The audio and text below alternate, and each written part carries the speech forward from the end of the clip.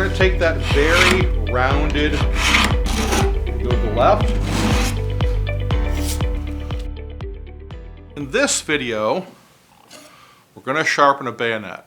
Now, when I demonstrate this tool at live shows, gun shows, hunting shows, there'll typically be a couple of guys walking around, they purchase an old bayonet and they want to get it sharp. Now, a bayonet typically was never really made for a lot of slicing. It was made for right? To punch a hole in someone. So it's very typical to find a bayonet. The edge is just not very sharp at all. We're going to check that out. You can see it's pretty flat. It's pretty dull. You run your thumb over there. There's really nothing going on. So a perfect candidate for the SELECTOOL. Go ahead and put this against the side of the table and just do this like any other blade. I want you to start at the tip and fit the blade in the notch, and you can see the self-centering auto-locking guide. You can see the operation. Just fit the tip and favor the inside edge. Don't rest it on the outside. Don't do that.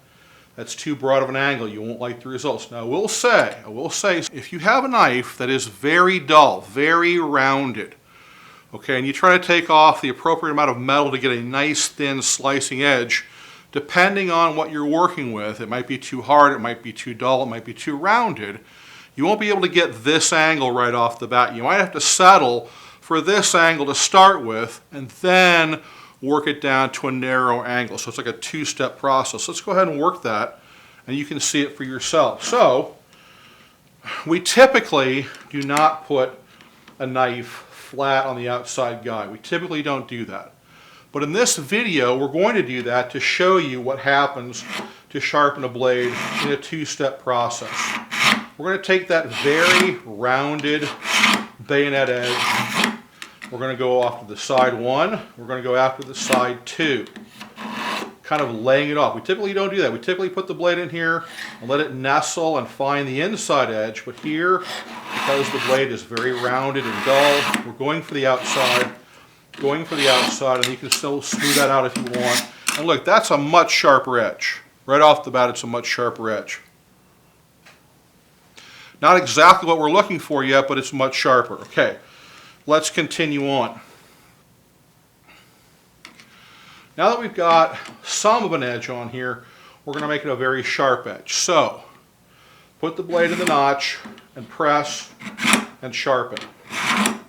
And sharpen in sections until that entire edge is nice and clean. You can use your thumb. The thumb is excellent for adding leverage. See, there's sometimes when you have a really tough edge and it doesn't want to give up. Well, you have the technique, you have the tool, you just have to stay with it and work that. Let that SELECTOOL, you have to turn this over. Sometimes your insert has gotten kind of dull, okay? Turn it over. Use the other side. Keep going after that until you feel that that edge has gotten established, okay? That's the side one. Repeat. Get more of that narrow angle. Use your thumb. Press in there. Use the leverage. So continue sharpening. Side one. You can use your thumb. Generate leverage. Make sure that that edge, because you've got a really tough edge here. It's a lot of metal that hasn't been really sharp, maybe ever. And that happens. You run into blades that are like that. It's never really been very sharp. Did side one. Do side two. Let that insert bite.